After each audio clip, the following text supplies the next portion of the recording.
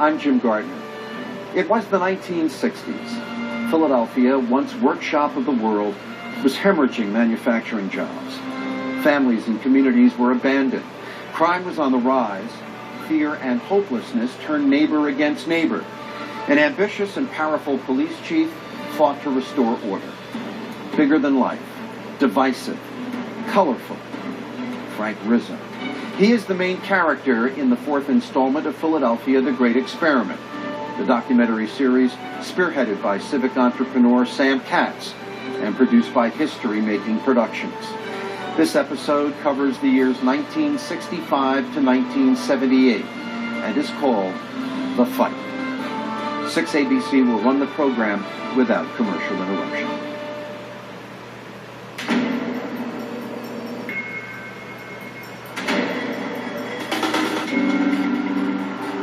Every day across the city, protests mount.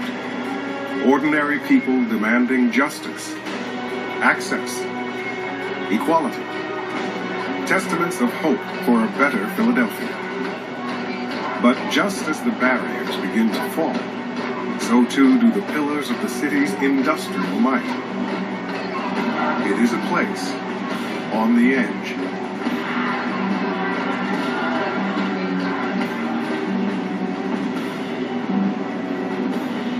For many, the answer stands like a giant before them. He is the city's bold, imperious police commissioner, Frank Rizzo.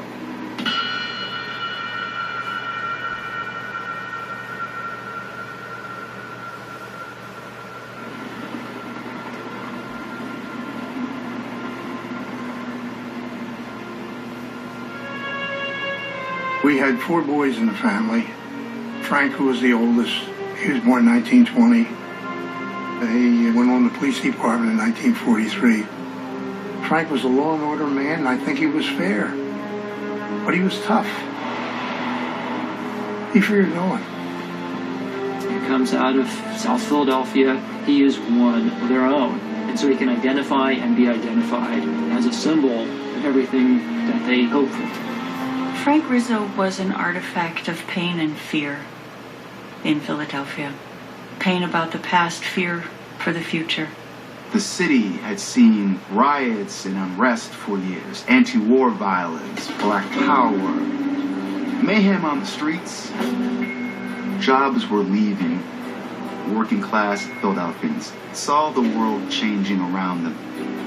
And they believed that Frank Rizzo would take care of them, protect them, and fight for their interests. I would never be part of a police state for my own personal reasons. The chief's the first guy that loses his head. But we're going to have equal time. We're not going to sit back and have a lot of people push us around. In a climate laced with crime, shuttered factories, and fear, Rizzo declares his candidacy in the 1971 mayoral election. A bid to turn his prodigious notoriety as police chief into political power.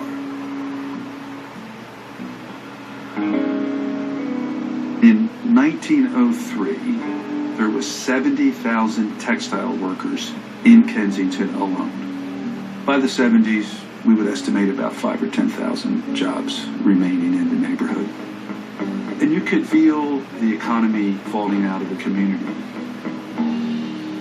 It hurt. It hurt a lot of people. It hurt me. The jobs just weren't out there in my line of work. A lot of people that didn't have, college degrees or anything, that's how they used to make a living in factories.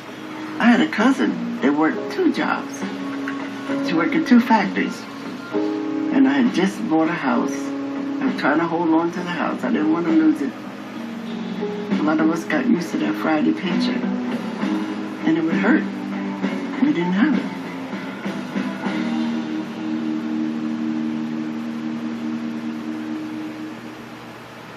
When the factory goes, there's no value in those homes anymore. You can't sell the house, you can't pay the mortgage. The church, which used to be able to tide people through tough times, is suddenly faced with its income falling out. The civic fabric disintegrates, the Elks Clubs, the Rotaries, the baseball. It becomes like a tsunami effect. As Philadelphia lost factory jobs, families began to disintegrate. You could see the buildings left barren. That's a hazard to the neighborhood. It's a place that could harbor a lot of crime. The houses fell in disrepair. The community and social services just fell apart. Candidate Rizzo pledges to increase police presence. Frank was a kind of irresistible force of nature. And I think he really believed that he could use both his physical power and his charisma to hold at bay all the forces of urban chaos. Philadelphia needs a strong man for a tough job. Philadelphia needs Frank Rizzo as mayor. Rizzo means business. We took Frank down to the Italian market on a Saturday. And you would have thought either the Pope or maybe someone who was godlike came down on that Saturday. We had 2,000 people. I can remember being with him and having people do a double take and see him. I mean, there was something about his presence that really took people by storm. You know, people who didn't like him, once they met him, they liked him. They might not have liked his politics, but he really could win you over. He reminded me of my father, a strong man who loved people, who protected the old and the young, who wanted the city to be clean and safe. And if the people of this country can't get the ones that are there now to do it, then we ought to start looking around a little bit and electing men to high office that are going to do it. And that fringe cuckoo group that we have in any community don't represent or mean one thing. Rizzo was viewed in my community as a really tough guy, and that nothing you could do would save you from his wrath if you happen to be in the wrong place at the wrong time. He wasn't prepared to back down ever. He wasn't prepared to back down even when he should. He was big, he was brash, he was profane, he was a man's man. He exacerbated the tensions. My brother had a slogan, Rizzo means business. And what he meant was there wasn't going to be any fooling around anymore. Policemen were going to do their job, and he wasn't going to accept any excuses. 71 Rizzo means business. The status quo was going to remain in place. That's really what it meant. Blacks on the bottom, whites on top, and nobody was going to mess with it. On election day, a record number of voters flood the polls. Rizzo loses 22 of 23 African-American wards, but wins a majority citywide and claims victory in a divided Philadelphia.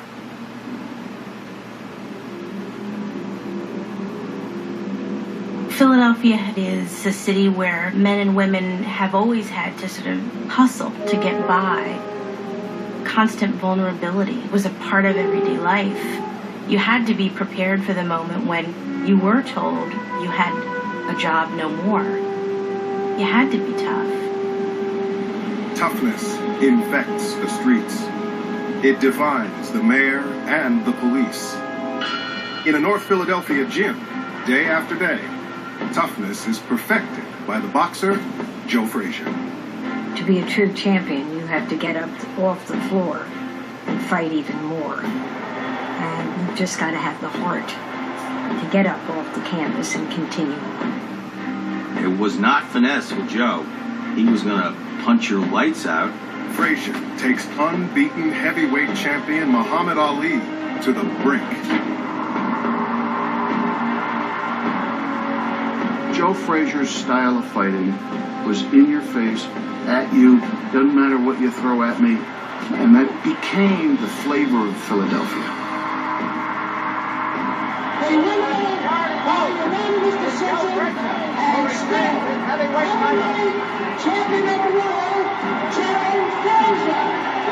Here in Philadelphia, we're looking hard for our heroes, and we often choose to find them in individuals And we cling on to those moments, like the Broad Street Bullies winning the Stanley Cup and winning it with might. We drafted a bunch of tough guys. It sort of established a reputation that we still haven't lived down. Redemption for a city enduring economic collapse. They said, we're going to go win, and we'll beat up anybody in our way. It did have a tremendous impact on the city, on the people. The city came alive when we won.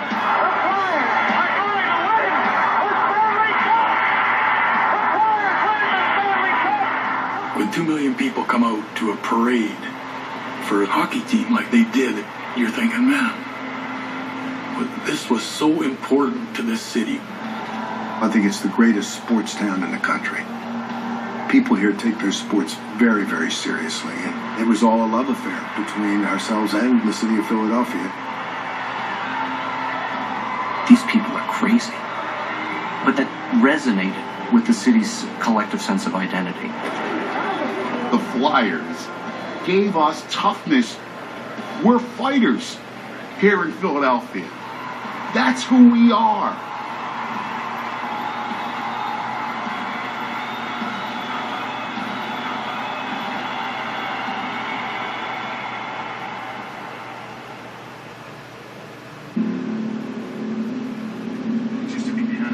Frank Rizzo was a big guy. He was used to using his physicality to get what he wanted. But it's very hard to imagine that any mayor in 1972 could stop the movement of jobs to the south and overseas. Accusations of corruption and police brutality compound Rizzo's difficulties. The cases attract the attention of the new Inquirer editor, Gene Roberts, and a cadre of aggressive young journalists. Frank Rizzo was a force that had to be contended with, and the newspaper was the only power to do it. It was their public obligation. Frank Rizzo could be very tough when you ask him hard questions that he didn't want to answer. It was inevitable that those who were straight-ahead, hardline reporters were going to have it out with Mayor Rizzo. I'm sure the mayor's point of view was that we were out to get him. But there were more complaints about the mayor than we could possibly investigate. It was all personal for Frank.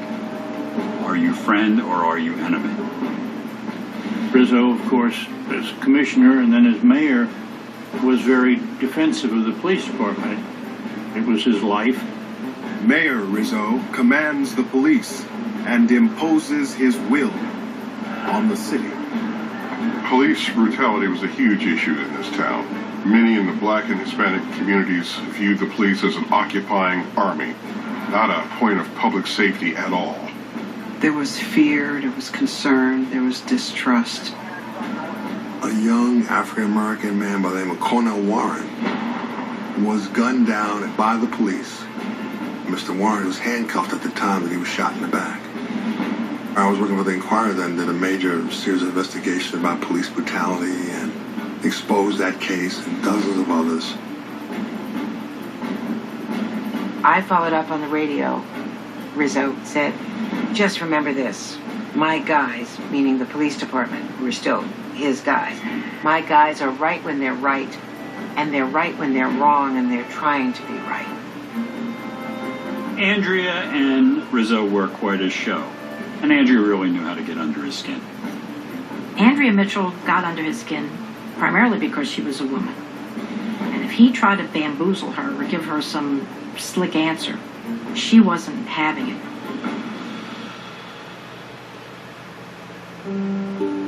Women always had to push harder because there were no mentors and no role models for us. And we didn't have women bosses. Across the city, women are barred from management positions. At the police department, they're not allowed to work above the level of juvenile aide. With no women on the beat, sexual harassment is rampant. when they stopped me and said, "Oh, geez, thank God. Oh, I'm so glad this man was following me and I'm so scared." And I said, "Get out the car." You know, and they patted me down all kinds of ways that you're not supposed to pat down a girl who's 19 years old. Rather than despair, people who resent and resist authority propose alternative visions and begin to enact them. Penelope Brace, a juvenile aide in the department, brings a class action lawsuit against the Rizzo administration to end discrimination against female officers. I was sitting at a press conference regarding the suit. Frank ambled over to me, put his arm around my shoulder and said, "Lillian, what's a nice Italian girl like you doing getting involved in these things?" And I said, "Frank, what do you mean these things?" I said, "Women want equal opportunity and equal pay. It's only fair." We won the case.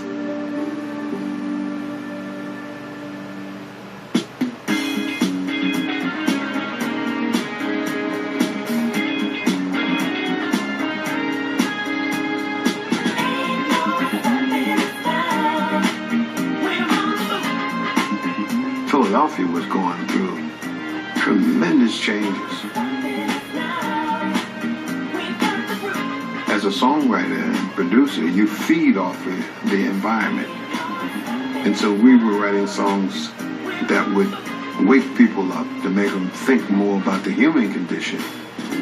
The sound of Philadelphia was put together by two geniuses, Kenny Gamble and Leon Huff. It really began with the two of them singing on street corners. The sound of Philadelphia is what you heard everywhere. It reminds us that we're connected to one another. I grew up in South Philadelphia, exactly 15th and Christian. You had a whole music community here in Philadelphia, and we knew just about everybody. And so we started to look for other artists.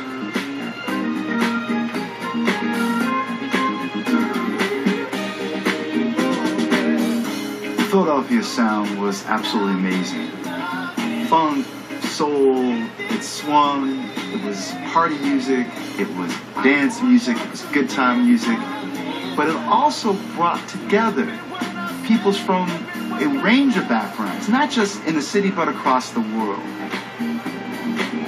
Big name rock and roll stars in the 1970s, Mick Jagger, David Bowie, would come through those studios hoping to get a little bit of that magic on their own albums.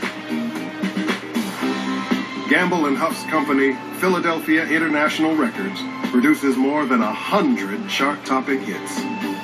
The music was infectious, and that's what they saw as their mission, to not only bring music to the public that the public could react to in that visceral kind of music sort of way, dancing or whatever, but also to get inside their heads. It's a great science, music, and a great weapon against hostility. The music would help transform a city in need of a lift. At school dances, nightclubs, and on the radio, the sound of Philadelphia inspires a generation. That's why a lot of our songs were social comments.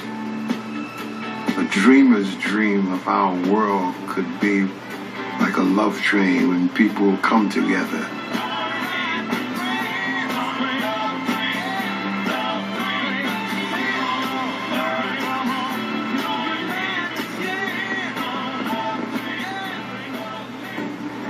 The dream comes up against harsh and persistent realities. For 1,000 days, the mayor turns his back on the press. He couldn't play the Inquirer reporters anymore. They were out to report on the city and on him because it was in the city's interest, and he didn't like it. No matter what Rizzo did, it was negative coverage. He got total negative coverage. The Inquirer pretends to break the silence, publishing a mock interview with Rizzo by columnist Desmond Ryan.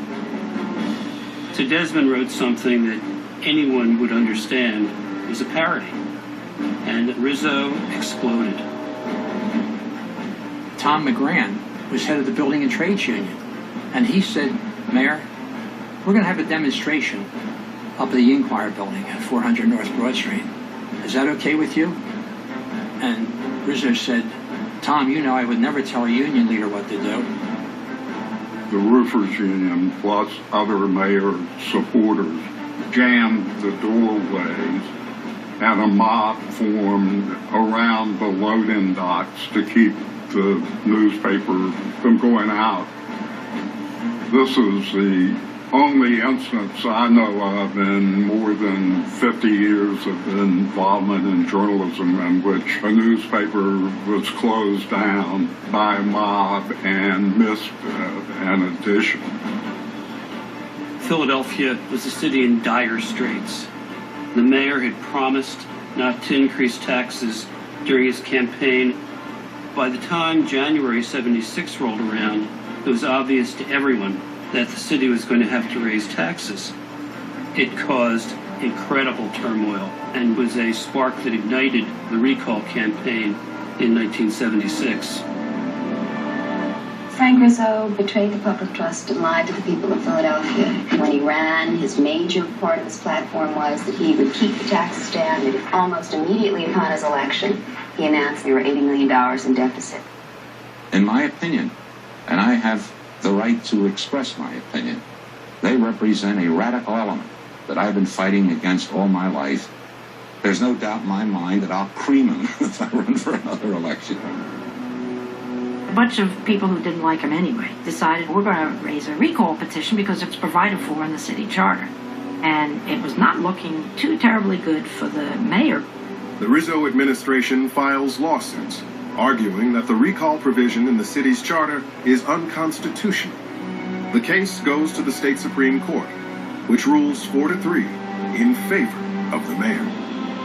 The recall, even though it was unsuccessful, was an extraordinary embarrassment, and he was never the same again, and never perceived the same again.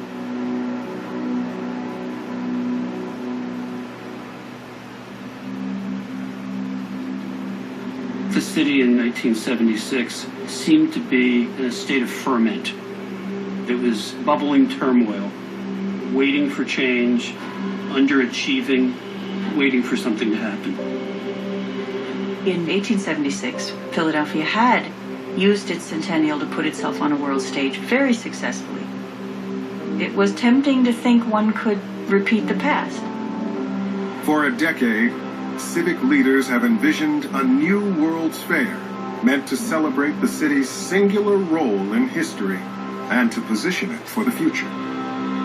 By the time the actual event approaches, when the Liberty Bell is moved from Independence Hall out into its new space on Independence Mall, this is looking more and more doomed.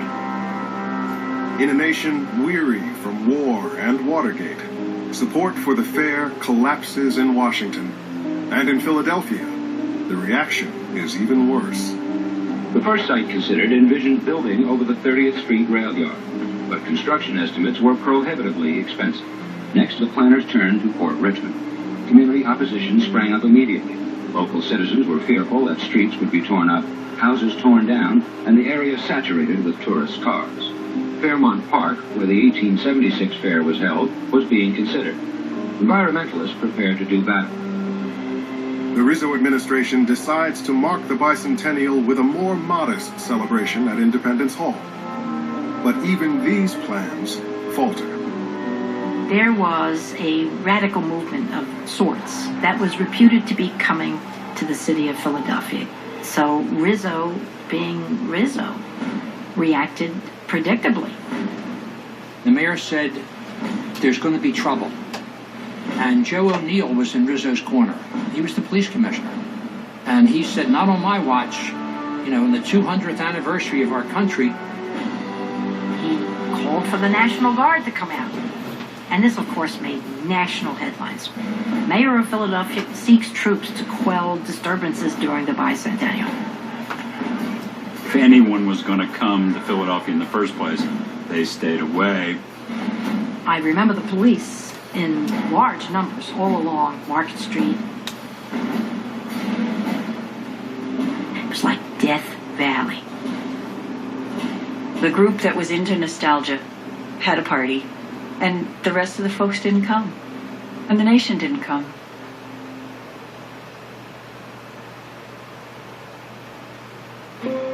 By the bicentennial, the nation itself is feeling beleaguered.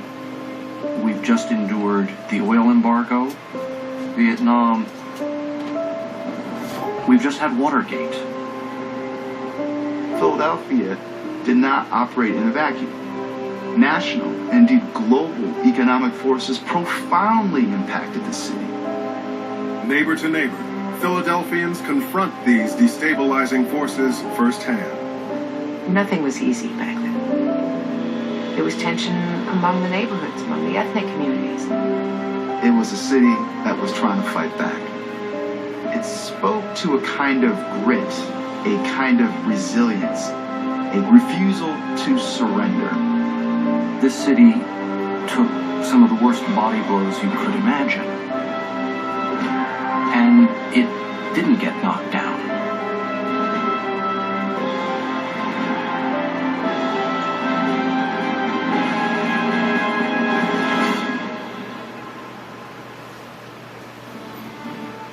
Go to 6ABC.com.